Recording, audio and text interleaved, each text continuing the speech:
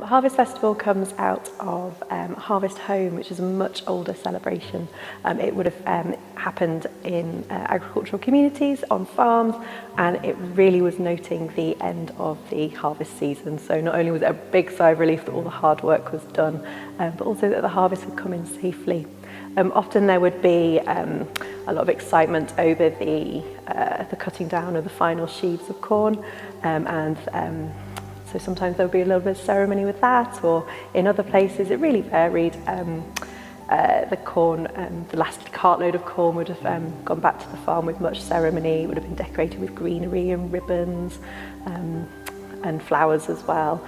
And sometimes the women and the children got to ride on top of the cart on the way back to the farm, or even sometimes a couple of the farm workers dressed as women got to have a go as well.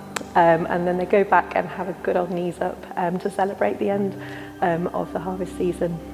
And it was actually an enterprising vicar from Cornwall in the mid-19th century who announced to his congregation that they were going to have a harvest festival at the church that year as a way of saying thank you to God for the harvest coming in safely. And it spread like wildfire throughout the country. And so by the turn of the 20th century, chapels just like this one, up and down the country, they would have been celebrating Harvest Festival. And they've done it very much like this. So there would have been a huge display of produce from the allotments like we've got here at Beamish. So we've got fruits and vegetables of the harvest.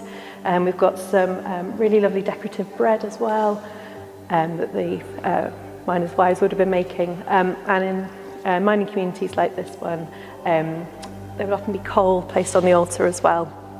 And that was just as a way of saying thank you for the mineral harvest as well in communities like this one. You can see here we've got a couple of corn dollies, or they probably might have been called kern babies at the time.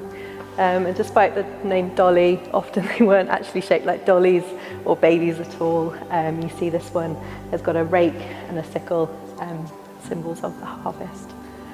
So do come down this weekend.